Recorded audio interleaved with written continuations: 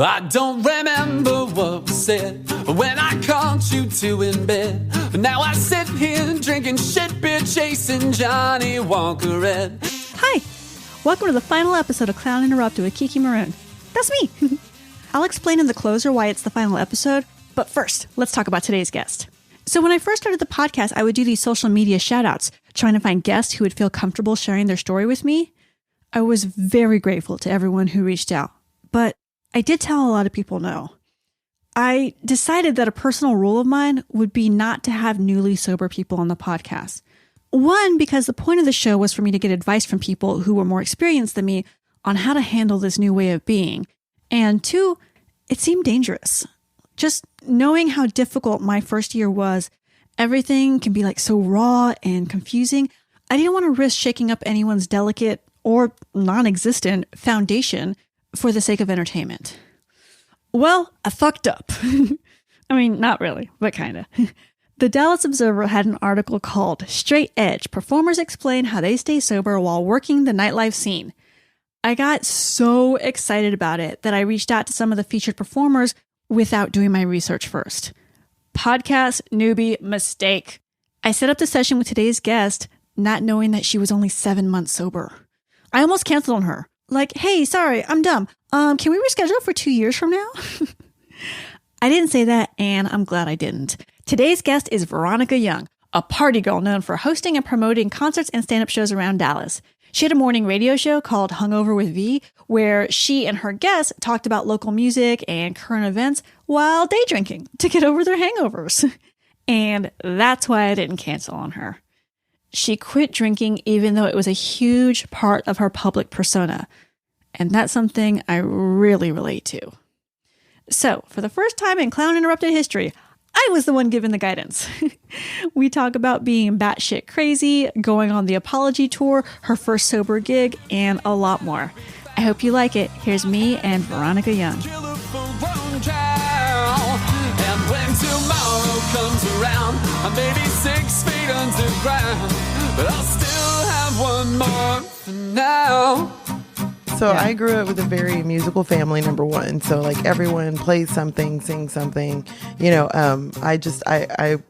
it skipped me, like the musical, like kind of talent. Yeah. And so, but I do have a voice and I'm not afraid to use it.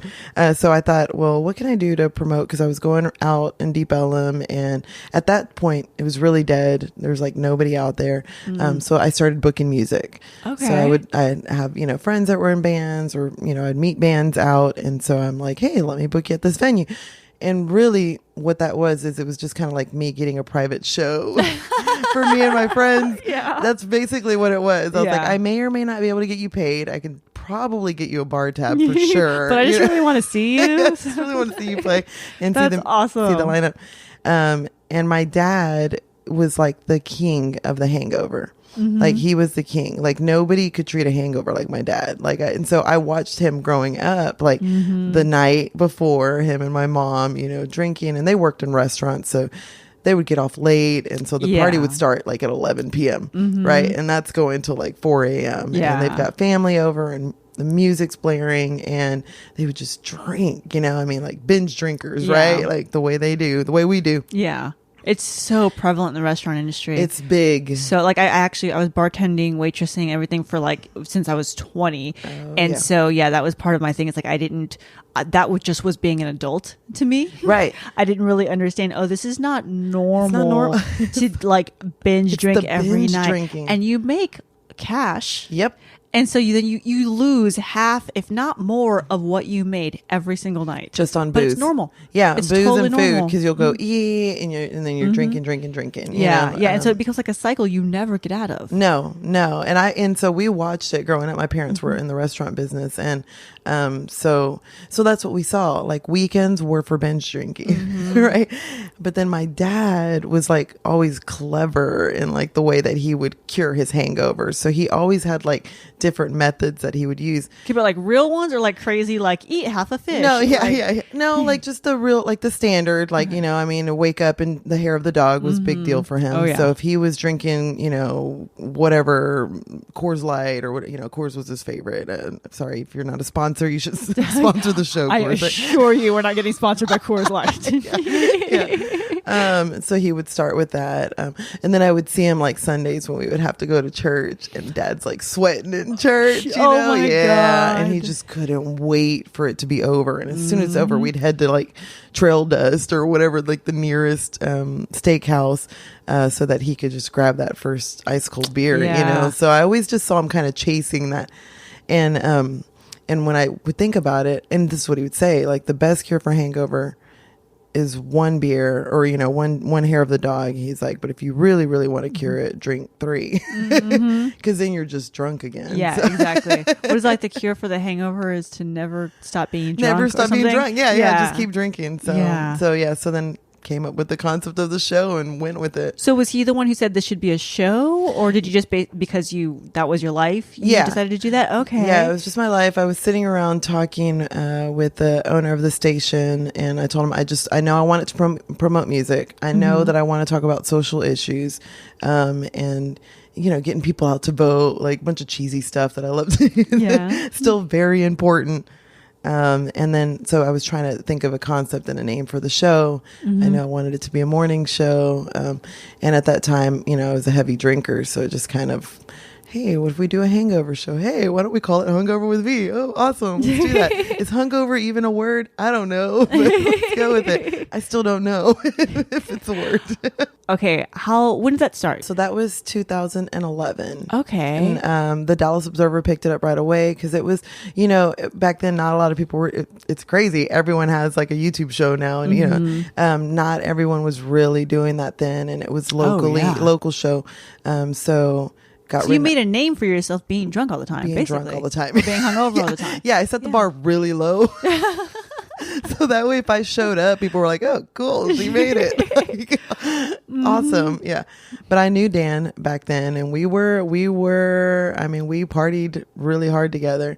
And it's funny because we talk about that, but neither of us really remember partying together because we were both just partying super hard. Yeah, you know, from other people telling you the stories. Yeah, exactly. Oh, yeah, yes. exactly. I actually I was telling her in the car right up here this morning. We're just going to detour right now. Yeah. Had a guy come up to me 2 days ago who is just like, I know you. And I never know if it's from the shows or anything. So I just go, oh, really? From where? And he's like, from a long time ago. And I go, oh, yeah, where? And he said, you used to go to Natsuo after hours, which is like our like after hours, like hub, grimy, like drinking hole. Oh, drinking at best. Yeah, there's a lot of drugs going on in dark corners of that place. And he's like, you used to go to Natsuo after hours. And I was like, oh, shit, you mean like you knew me. That was like 15 years ago. And he was like, oh, yeah. And I said, I am so sorry. Oh, yeah. Because you never showed up there. Like sober. It was the end. You were already gone. And he just looked at me and said, I'm not. And I was like, oh no. Boy. You're like, never mind, don't tell me I have to go.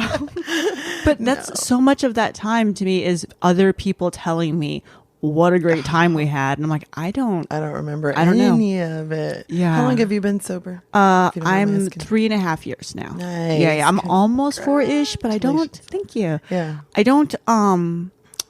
I feel like I'm repeating myself on the podcast, but I'm just gonna say it. Like, I tried to quit so many times. Yeah.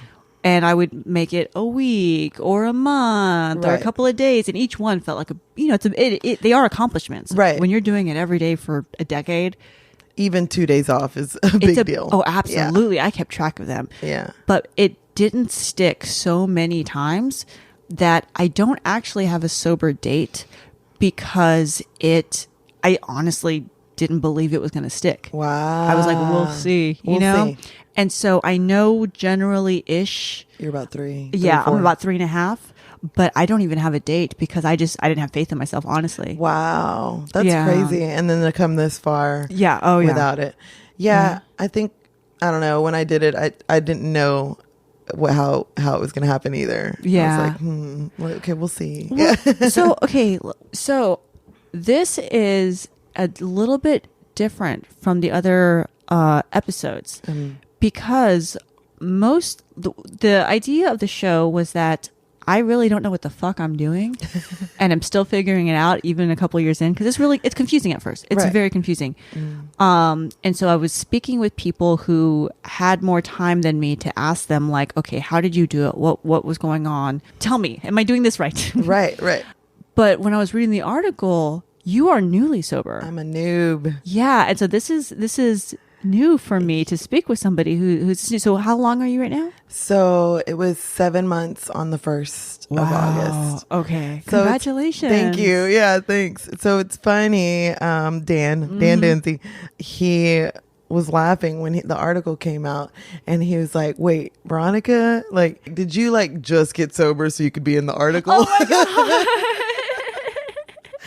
Like, that's so messed up. You're like, always promoting. Yeah, always promoting. Yeah, you know me, just put on our next project. But for me, it was just, cheesy and cliche. But I just keep saying like, I'm not going to drink today. That's all I really can do. Yeah. And when I decided to quit, it was crazy. I decided to quit because I was going to be on some medication that it just didn't mix well. Okay, yeah, that was gonna be my next question. Like, what happened? Yeah. I mean, so it was to me, it was a fairly simple.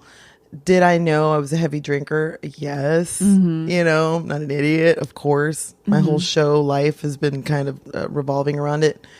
But so what I did is I quit early. I didn't start the medication I was going to be on until like end of February. Okay. But I decided I was just going to quit drinking on New Year's. Okay. Like I was literally going to have a big party New Year's Eve and then wake up hungover for the last time January 1st. Got it. Okay. And then I thought, well, cool. Okay, so I'm doing this, start the medication, and then I'm off the medication now. It was just like something, simple. Oh, you are? Yeah. Okay. Off the medication, realizing through this, like, holy crap, man, I'm an alcoholic. Oh, dang. Yeah. It's like no one told me. Holy, nobody, what the, and then everyone around me starts telling me, well, you remember? And do you? And I'm like, oh, no, I don't.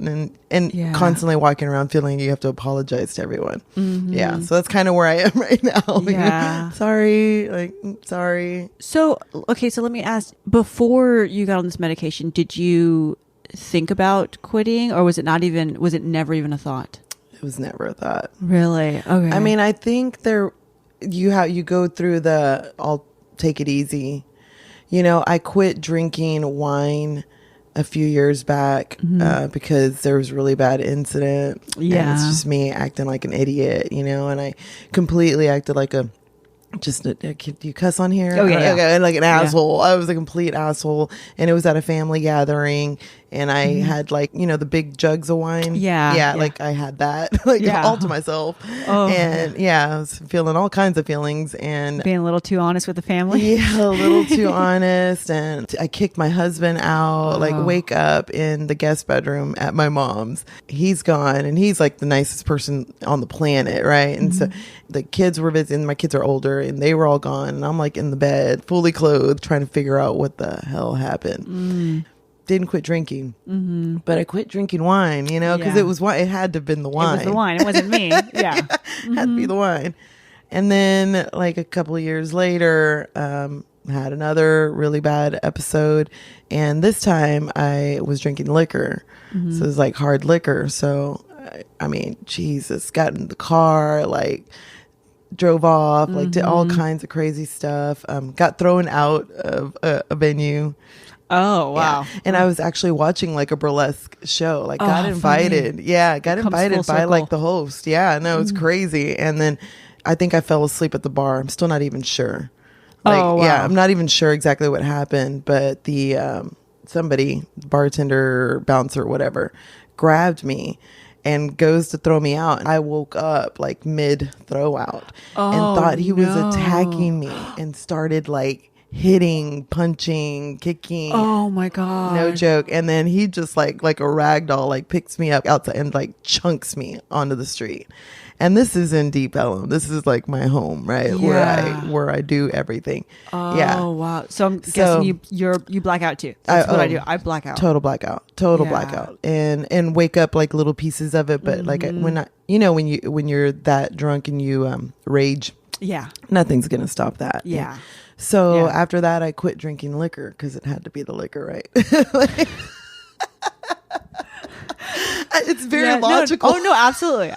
Like I'm laughing because I understand, and because I know everybody listening to this is going to understand. Is going to understand absolutely. that. Yeah. So, and this time again, I was just a complete, asshole to my husband, and he's just like the nicest, most patient human on the planet, not really a heavy drinker, but anyway, so go on the apology tour. Yeah. And, so then I'm just drinking beer, and then cider, and then a shot. I'll have a shot. It's fine. Yeah, just one. But it's never just one. So to me, I think I knew for me, it was like a sign. I was like, I'm going to be on these meds. It's going to be like 4 or 5 months on this. And okay, so maybe this will be like my window to just stop. Yeah. And so, 7 months. And I don't miss all those feelings, the blacking out, not knowing what happens, trying to put together the pieces, apologizing for everything, and especially when you have to apologize and you don't remember what you did. I actually, what was worse for me was how often, even if nothing happened, I was so used to apologizing that I woke up kind of panicked of like, I just felt guilty. Right. Because surely something happened last night. Because if I blacked out, I'm an asshole. Yeah. Something had to happen. And I would have so many people like, no, everything was fine. What are you talking about? But it didn't relieve the guilt because I didn't know. So, of course, they just don't want to tell me. Right. They just don't want to tell me what happened. They're just being nice. Exactly. Yeah. It's definitely crazy when you think about it. But, I guess because you're 3.5 years. So what people don't realize is all of the emotional stuff that comes with being sober. And I think it's actually in your trailer. You're like, now I'm sober. Feeling my feelings. Oh, yes. Oh, my gosh. Yeah. So... Oh, I know. Sorry. I feel like I'm talking to past me. I'm like, right here. Future me, guide me. It's so crazy. I've never been the person who knows a little bit more. There you go. Yeah, it's so, and this can totally change because I feel like it's just every month you figure out more. Yeah. In my experience, the first year, I was batshit. Oh, ding, ding, ding. Yeah. Because it's confusing. For me personally, it was very confusing. And even though I was grateful for waking up, not feeling like death, and for the peace that was in my life, because I wasn't fighting all the time and all that stuff, I was so grateful for all of those feelings. But I still spent most of my time just trying not to drink, convincing myself not to drink. Yeah. And I am stubborn. Many people will say, okay, remove yourself from the bars, from the scenes, from all that stuff for a while until you're comfortable and then go back. And I was like, fuck that. You're not going to tell me what to do. I went out even more because I was proving I'm not different. I can do this. And I saw in the article about how you're still doing all this stuff. So I was like, I understand. Yeah. But in my case, I do not want to project. Yeah. So much of my time was spent not drinking that the feelings were coming in, but I was still very distracted from them. And it's intense to suddenly have to feel them. So you don't really know how to process. You're just like, what is this thing? What's happening? And then you kind of run away from it in other things. Personally, I became a workaholic. Threw myself into work like a crazy person. I became a workaholic, and I did not know that this was a thing, but spending a lot of money is apparently like people shop like crazy. Get out of my life. Okay. I didn't know that. I heard that later on, like 2 years later from someone, and I was like, oh, that's what was happening. Like you saw the Amazon packages when you came in. It's all like, making and sense. I want you to know, like, I made my husband order. Like, we didn't have to order. Like, we have a tent. We have, you know. Oh no! But I made him because it's like some sort of it's like a drug for me. You're it's like feeling a need. euphoric. Yeah. And I'm like, you know, for me, I'm like, get online. I'm like, get on Amazon. You know, Yeah. I mean, he's like literally banned me from, because that's what I'll do. He goes to sleep and I'm up 2 or 3, 4 a.m. now with my thoughts. You have energy all of a sudden. I have all this energy, Yep. and I'm literally just like on Wish and on Amazon and I'm just like ordering, and things will trickle in. He's like, "What are you doing?" Yeah, What are you doing? because you're trying to fill your time. You're like, suddenly I have time. I have time. Days are forever. They're so long. They're so fucking long. And I'm like, how do people not get How do things they done? do this? Yeah. Because the day never stops. It never ends. Yeah. It's crazy when you're present the whole time. That's something that is very difficult to explain to people who have not experienced everyday Right. drinking. When you suddenly have an entire day, you don't know how to fill it. No, like for instance, my normal Sunday would be waking up around noon because I was out till 4 drinking. Spending last 2 night. hours trying to wake up afterwards. Exactly. And then like wake up to a chain of text messages with friends, like, where are we going to meet? And go to then brunch. go out again. Yeah, because brunch is cool, right? Yeah. So yeah, we go to brunch. It's a cool thing to do. And then you get drunk all over, and then you're day drinking and then, you know, passing out. Yeah. So it's funny that you say that, because I'm definitely in the most batshit crazy portion of my sobriety right now. And I can feel sorry. it. No, I'm so sorry. I can feel it. But I'm trying not to like spend all my time at the bars and at the club. I'm trying, you know, but it's Yeah. kind of hard because you don't know what else to do. I don't know what else to do. Yeah. You know, went to my brother's last night, and it was a birthday party for his step grandson. 1 year birthday party. They had a pina colada machine. Yeah, because it's not for the baby. I know that party. A pina colada machine, which, by the way, they put like 2 jugs of rum and like a bottle of 151 into. Oh, yeah. Yeah. And so I'm there, and you know, everybody's drink I can smell. It's just like, Jesus Christ. Yeah. Yeah. So Yeah, it's- but I can't like not do those things, you Yeah. know, like I want to be there at the same time. What I've learned, and I don't know if this is something, maybe you can advise me on this. I realize that my trigger is not so much people drinking. My trigger is really drunk people.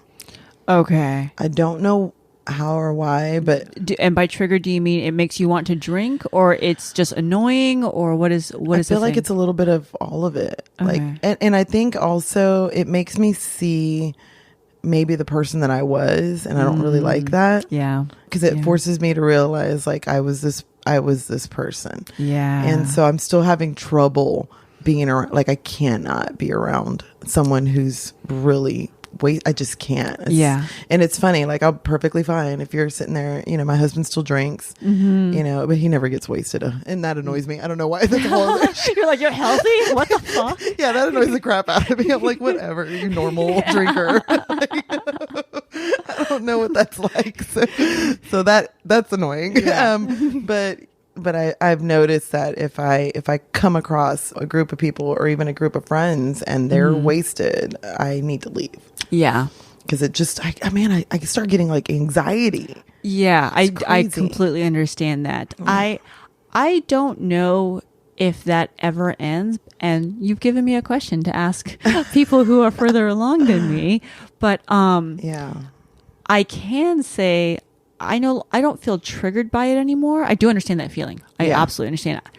I no longer feel triggered by it. Somewhere along the line, I switched to, I mean, it still annoys the fuck out of me. There is nothing more obnoxious than somebody talking an inch from your face and you can smell like the alcohol and it's just, and they're yelling and not making And a they lot of have sense. they have to be an inch from your face. Oh, yeah. Oh, It's yeah. the only way this It's conversation the only way can they know happen. how to talk, and nothing's making a lot of sense, especially repeaters. The drunk repeaters that say the same sentence over and over again. It's annoying, but somewhere along the line, it switched from being a trigger to me to I am grateful, because I'm no longer like, I think because I now know that's not a thing that I long to be, or like I don't miss Right. that at So you're all grateful. anymore. So instead I'm like, oh wow, like how wonderful to be in this place where I feel so distant from this this thing in front of me. Not, I don't want to say like sound like a shit piece of No. shit thing, but you know, from this what's the word? I don't want to say character, but Right. yeah, the person in front of me, I don't relate to on any level anymore. And knowing that I was that person and I now don't, Yeah. I am so incredibly grateful for that. That's a big, powerful word. Yeah. And I feel like I'm in therapy right now. Thank you. Welcome. That's going to be every day of your life soon. Yeah. But you know, I need to hear that because I wonder how, you know, how to deal with it. And so, you know, for me, I know that the best part about being sober is that I can just leave whenever I want. And that is, that's definitely part of it. So I will tell you something that took me probably 6 months to a year to learn. I walk away now. It was so built in of like, I still don't want to be rude. Yeah, exactly. Like, I don't want to be rude. And I had all the things like, I don't want to be like, man, she's a bitch since she's sober. Like, yeah. I don't. Because I say that anyway. Yeah, exactly. So I was so fighting that. And it took me a long time to realize that when somebody is like that completely glassy eyed, like swaying back and forth, I'm like, you're not going to remember me being rude. I can literally, mid-sentence, turn around and walk away, and it makes no difference in your existence. So true. And reaching that point brought me a lot of like my sanity back of like, I don't have to stay here. Yeah. And that's, you know, and it's funny, but I figured that out. My patience level is like zilch for that right now. Like I have none. And I had an instance when about a month and a half ago, about 6 weeks, I'll say, when I came out of denial. Because that's how long it took. And I used to always say I love to live in a perpetual state of denial. I know that place. You know what I'm saying? Yeah. Oh, yeah. But being sober, you realize you're not in denial. You're just avoiding, you know. And so I was really good at avoiding. Yeah. And so it was about 6 weeks ago, and I came up on one of my good girlfriends, and she was on the level, you know, and when I came up to her, I was in such a good place and in such a good mood and had just like a nice evening. And then all of a sudden I'm like smack in the middle of like just really, really, really, you know, drunk people. And I turned around and I was like, I can't. And that was the first time I realized I cannot be around this. Cannot. And I could not. And, you know, I left and I cried, like just sobbing, you know, and I'm like, what the fuck are you crying about? Like nothing happened. There's nothing, like she didn't say anything wrong. Like I don't, and I'm sitting here trying to figure out, and it was because I still see myself in all this, and I'm just like, oh my God, like all the shit that I did to my family, to, you know, just all of this starts to snowball. And so it's good to hear the word grateful, because I do need to be grateful for not being that person. But I still feel like I have a long way to go before I can really feel that way, you know? Yeah. And I mean, I don't know when it happened. Like I said, to me, first year was crazy. It's so nuts. Second year was like, okay, I'm figuring this out. And I mean, I actually talked to a circus performer in Austin named Bobby Barnaby, and he made a good point about this. So the second year, I started like really quickly, I'll say developing, but I felt like I went through like a time warp where I went through puberty, adolescence, becoming an adult, then being a functioning adult, but in like a year. Things quickly made sense. And I was like, oh, and that's why I do this. And that's why this happens. And this happens because when I was a kid, this was going on. And this is what being angry is like. Okay. Like it's very hard to explain. Well, it's like a rebirth. You're starting over. And I was like, really breaking down, like said, what is anger? What is sadness? Why am I feeling these things? Oh, I cannot feel these things if I don't want to. How can I control this? It was very bizarre to feel like I went through an entire new puberty. Yeah. And so when talking to Bobby Barnaby and trying to explain this, he said that there was some therapist, I want to say, or some book that he read that said that the age that you are when you start your heavy drinking or using is where you stop mentally developing. And so that when you stop, Once it all starts rushing in, you are going back to that place and then getting all that lifetime of stuff. Crazy. Like that gave me goosebumps. I know. What he told me is, I was like, that's that thing. Oh my God. That I just took way too many words to explain. So on that note, I'm probably about 13 years old. Is that when you, right okay. now. That's what I wanted to ask next. Like, Yeah, I was 13 when, I mean, I wouldn't say I was like a big heavy drinker, right? You're 13. Like, so I drank when I could get it, right? We drink at parties. But 13 was when I smoked my first joint. Okay. And I never stopped smoking after you're that. super potted? Yeah, Me too. super potted. Oh Me my too. God, it was such a potted. Sorry, Mom. But she knows now. Trust me, the gig is up. I couldn't hide it for 30 years. There's no way. But that's when I started, doing drugs. And that's when I started drinking alcohol, binge drinking, so that we would go to parties and do whatever to try and stay the night, so that way I wouldn't have to come home blackout. Yeah. So that's kind of where it all kind of started, and then I had my daughter really young. I got pregnant really young. Okay. So I was 15 when I had my daughter. Oh, wow. Which fast forward to now, I'm a grandma. That's why. Shut up. Yeah. I mean, how old are you? Grandma. Sorry. I'm 41. Shut up. Yeah. 41. I know. This is me with no makeup. You guys get me like in all my glory today. Well, and also usually people who drink like for that many years and stuff, it doesn't look good. It'll catch up. Oh, yeah. Wow. So you, okay. So I had my daughter when I was 15, young, and then it was just kind of like a series of working, taking on extra jobs, working in the restaurant industry, just doing whatever to make money, and then spending the weekends drinking. And I think about that a lot. Like a lot of times I would leave her with my mom just so I could go get wasted. Yeah. And I'm sure at the time you can rationalize, like, I'm being a teenager. It's not fair. It's not fair. Yeah. It's like, wait, but you have a baby. Yeah. It's not fair for her, And so definitely a lot of regret. But I was young. I was a young mom. And we were kind of raising each other almost. It was like, her being around forced me to kind of grow up a little bit. But then I still wasn't grown up. Yeah. So I'd definitely say I'm about 13, and I think my husband would agree right now. I'm like the teenager he never wanted. Oh my God. He's watching you grow up. Yeah, now. he is. He's watching me. I'm grown up right now. Yeah. Oh yeah. So, and again, I heard this from somebody else, and I was like mind blown. Where I was like, oh, that's and what I think that I've heard that was. before, because I've heard it like, I guess, about trauma. So also for trauma victims, or if you experience childhood trauma, like you typically stay stuck, whatever age that was, until you start to deal with it. Until you process it and deal with it. Well, fuck. Yeah. I haven't gone back that far. Well, there you go.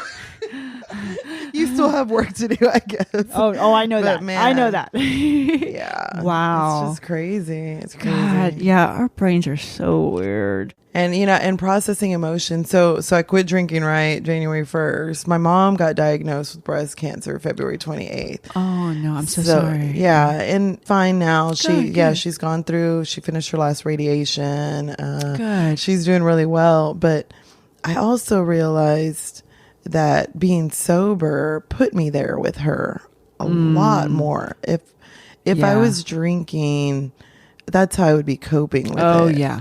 I'd be drinking. And even if I was still visiting her, I would be drinking at her house. Yeah. Because it's how we're dealing with this. How we deal with it, right? Yeah. And so her and my dad quit drinking shortly after I did. Oh, wow. Yeah. Oh, my God. I have not heard of that happening. I know.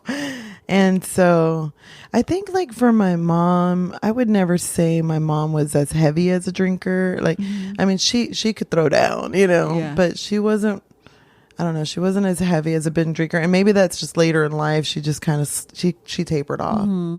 But my dad, man, he still goes all the way, right? And so they quit shortly after. And I don't know how or why they came to that family decision. in recovery. That's crazy. I know.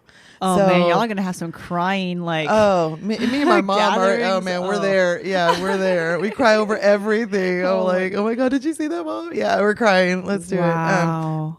But so it's been kind of a totally different dynamic going to my parents, and like there's no drinking happening, because usually that's what it was, right? We'd go over there, we'd take some beer, take some tequila, margaritas are being made, you know, in a split second. Well, I think the fact that you could go through something that intense, because I mean, for so many people, I imagine that could have been an easy, like, you know what, never mind, I'll start this afterwards. We'll start afterwards. So that you could go through such an intense emotional time still not drinking. It's kind of like something for you to look back at, you know, at like, any other time when you're like, I don't know, maybe just want, like, if I got through that, me fucking getting a parking ticket's fine. It's fine. I cannot drink totally for this one more fine. day. Yeah. And it definitely, it helped me be strong, you know, and like I said, it lunged us a lot closer together than anything, you know. And for my mom to go through something like this, and then just the thought of us being drunk through it, that would have been horrible. Like, you know, there's no way, because there's so many emotions and so much that goes through it that you have to process, like, in real time. And it's like, that would be so unfair for my mom to be going through this and me be drunk. Sounds like something to be grateful for. There's that word again. All right, I'm gonna have to start working towards that word. I'm fucking telling you, that word has changed my life. You're right. Okay, so I need to go back and because your public persona was so based around drinking, that is something I very much relate to. I was really, really worried that quitting drinking meant I wasn't going to get hired anymore. You know, that was part of my thing. Like, I was the MC that I always asked for a wireless mic because I was going to wander around, sit on people's laps, take their drinks from them. You know, like, that was... Wait, I didn't know that was an option. I could have definitely done that. Oh my God. Yeah, that was part of my thing, is that I would do that. You know, and I would steal people's drinks, but it was just silly because I'm just being cute. Totally. Yeah. And so I was very much concerned. So I completely get that. So since you stopped, like, had you had it affect your work? Were people like, what the fuck? But you're V? Like, what was the response? You know, it's funny. So the first major thing that I did was the Deep Elm Arts Festival. Okay. And I MC. And I usually MC the whole weekend. So this was the first year that I was doing it without alcohol. So I was a little bit nervous because it was just like, how's it going to be? Yeah. All I'm doing is bringing up musicians. Like, my green room was like the greenest room of all the rooms. Lots of things going on because you had musicians coming in and out. Oh, yeah. And then it's my job to kind of keep them company and entertain them in between their sets. Yeah, you're a host as well. well. I'm the host. Yeah, you know. So they had, this year was the first year that they decided to put a whole bunch of free beer in my tent. Of course it was. Why not? Yeah, of course, right? So they bring in this big cooler full of ice and some water. And then, here's one water for you like all to share. Water. They had a beer sponsor, and so they had and the beer was just plentiful. And I'm like, oh, great. The crazy part about it is, I think I was a much better host. Oh, absolutely. Right? Absolutely. I'm sure you were. I was way more on it. Sorry. Here's the part where the greenness shows that you're still saying that's the crazy part. Yeah. Yeah, you're right. It's crazy that I was better at my job when I wasn't drunk. Yeah. I get it. Oh my God. I get it, because I did the same thing where I was like, but I'm not going to be funny if I'm sober. I'll never be funny again. I can't go on stage. And then I was like, oh, wait. I'm better because if I fuck up, I know. I know. Versus before, I just didn't know. Yeah. And God forbid somebody told me I fucked up while I was fucked up. I would are you kidding me? Like, I would like destroy you. I'm sure. Like, watch the Taz, come to life. And it was great. I had a lot of fun. I remembered what I was supposed to say. I got up there. Turns out like I was a functioning human without alcohol. Good. I'm glad. I just drank a lot of Topo Chico. Oh God, Topo Chico is dude. They're making so much money. Like, there's a whole sober curious movement, and I'm like, oh, they are raking it in. Now, I don't know if you discovered this, but so I use Topo Chico in place of where I would have used beer. Well, obviously, so I really like micheladas.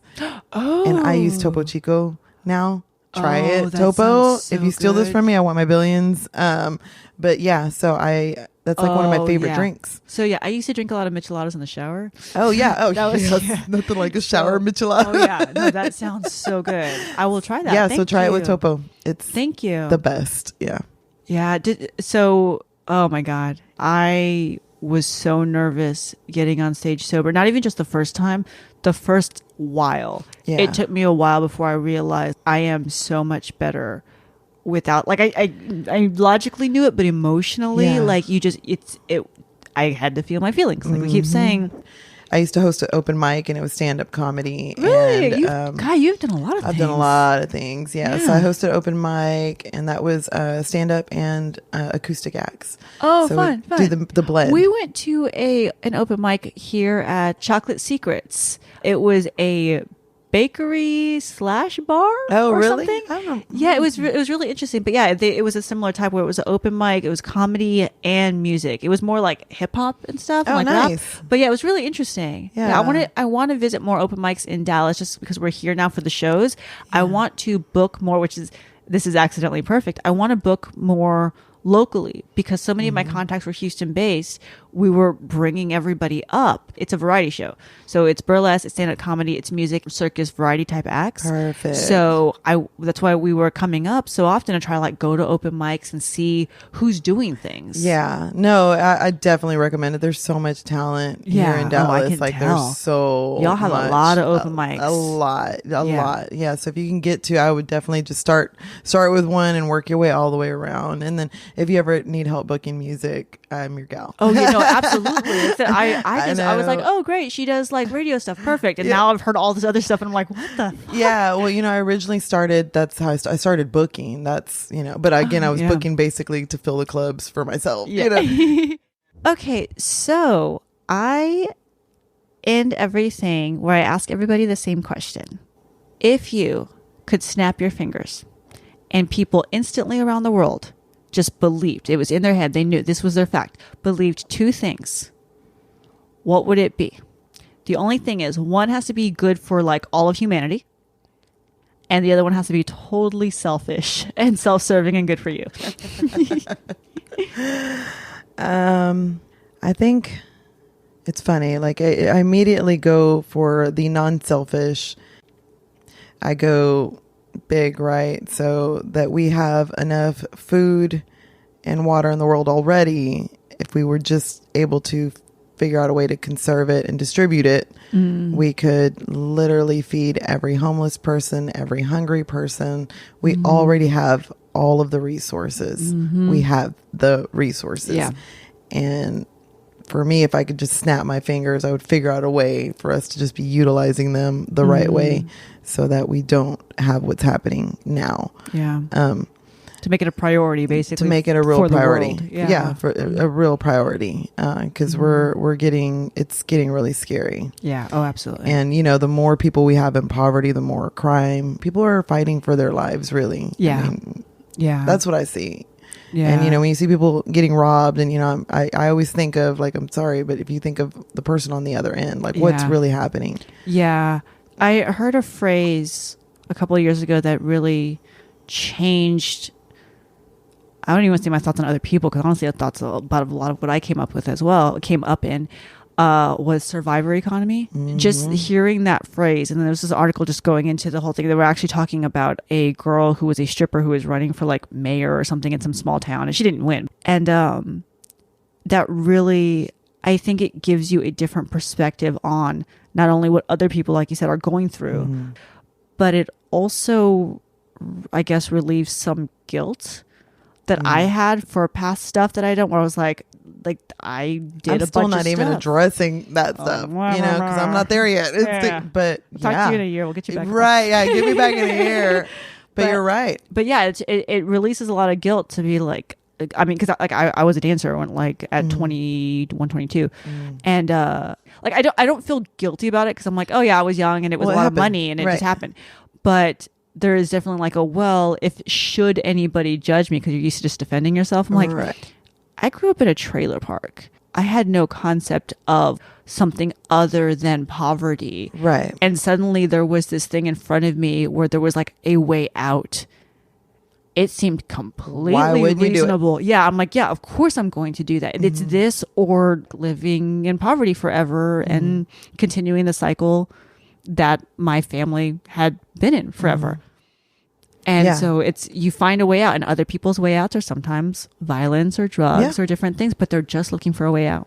Yeah. And it really is, if you're doing what you need to do for you. And it just sucks that we're in like such a culture where everyone is the judge and jury. Oh, absolutely. You know, you're instantly, boom, you're that's it. Like, you are shunned for the way you think or for your actions or for the things you do. And nobody stops to like take a minute, take a step back. What is the like, why? Why do you think that person's doing that? Yeah. And this is like the time we really do need to unite and unify, you know, but it's not going to happen. I don't see it happening. It's sad. I wish that's the one thing I wish I could just snap my fingers and, all right, we're living off the land for real. And we really are, you know, utilizing our resources, but.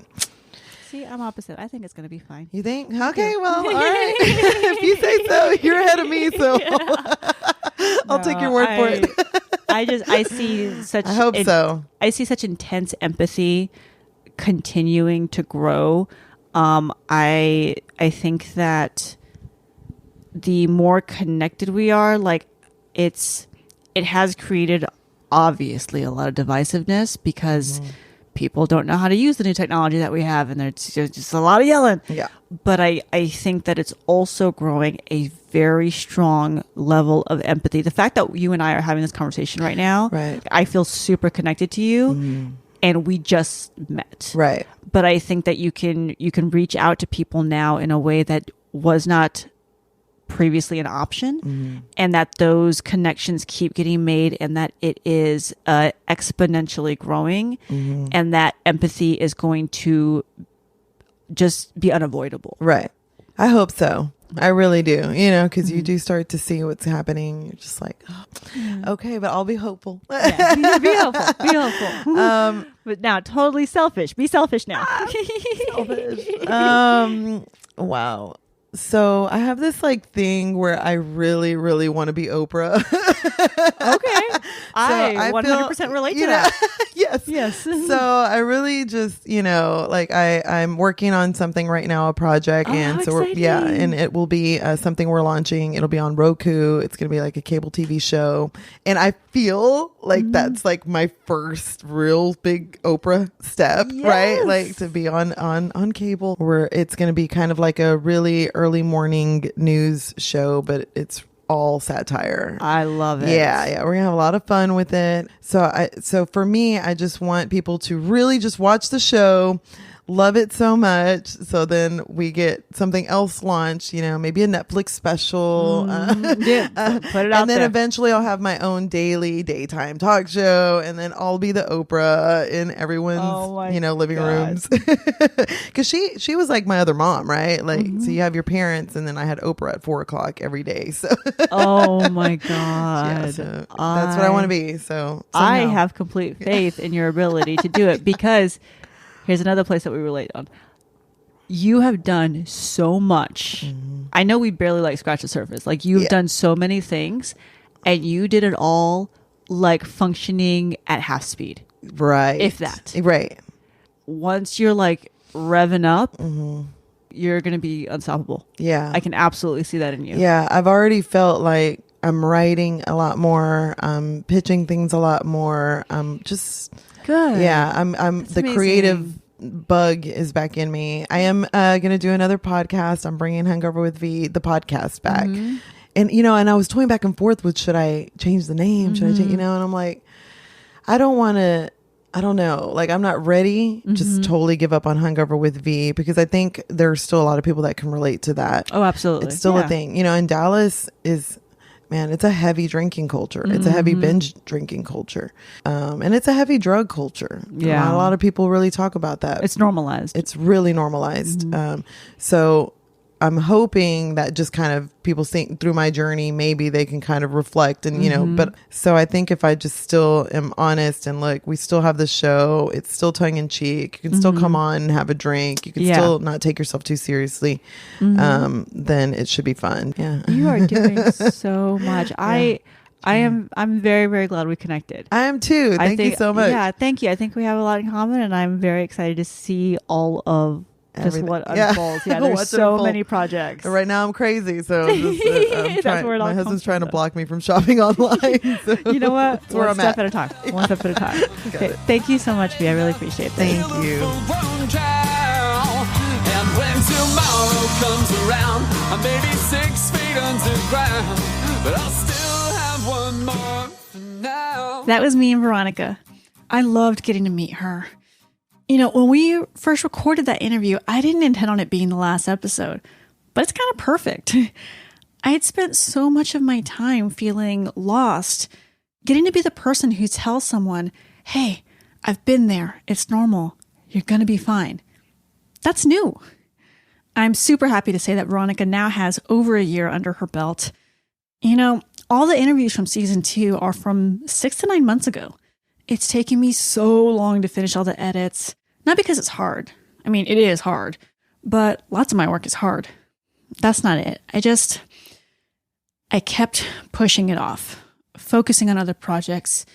I felt really guilty about it, and it wasn't until recently that I realized I wasn't driven because I don't relate to that KiKi anymore. I started this podcast because I was confused and lonely. In the first teaser episode, I said, I'm just trying to learn how to be a person. And that wasn't a joke. I really didn't understand. Reality was rushing in, and I was desperately looking for someone, anyone, to tell me it's going to be okay. And I found that in these people. But that's not me anymore. I'm not lonely. I'm not confused. I'm not trying to figure out, who am I? I know who I am. And I'm pretty fucking awesome. It's like they say in AA, I'm happy, joyous, and free. In the past, that would have made me roll my fucking eyes. But now I'm like, yeah, that's me. Which means the podcast isn't me anymore. I still get a little lonely sometimes, but now I know what to do when that happens. I reach out to one of my many genuine, supportive, amazing friends. Some are in showbiz, some are not, but all are good people who make my life better. As for dating, I wish there was an episode where I could have said, I cracked the code, here's the secret. And past me would hate hearing this, but it's just time. Until I knew who I was and what I wanted, I didn't have the ability to look at someone else and think, oh, I don't want that in my life. Or more importantly, I want that. I'm not saying it's easy. Dating is always weirdo. But now it's really fun. The good ones are great, and the bad ones, well, I can laugh about them on stage. And hopefully you'll be able to see me on stage soon. I've been building out a huge Vegas-scale circus burlesque show that I intend on touring the country with. And my stand-up is the best it's ever been. So until the circus is finished, you can catch me at random comedy shows as those dates pop up. No matter when you're listening to this, I promise you'll be able to find out more about those by checking out KiKiMaroon.com or follow me on Twitter and Instagram at KiKi Maroon. If you've enjoyed the podcast, please consider rating or reviewing it on whatever platform you're listening to. It shows the powers that be that this is a legit show and keeps these accounts active. Even though this is the last episode, I'm still going to keep up the websites and hosting because maybe in a day or a year or in 5 years, someone will need this, and I want it to be there for them. So no matter when you're listening, please rate and review to keep it alive. And also stay subscribed. Who knows, I might have an addendum or, I did a TEDx talk called The Beauty of Rock Bottom about, overcoming shit.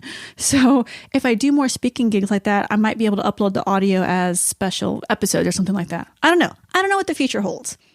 And I do want to give one big final thank you to The Last Domino for the theme song, Last Call. I can't thank him enough for it. I've linked to it in the show notes if you'd like to learn more or purchase the full track. That's it. Thank you so much for joining me. No matter when you're listening to this or what you're going through, if I made it to this point, I promise you can too. Just remember what the prophet Bill Hicks said. Hey, don't worry. Don't be afraid, ever, because this is just a ride, and we can change it anytime we want. It's only a choice. Now it's the last call for heaven's train. If only you weren't too late.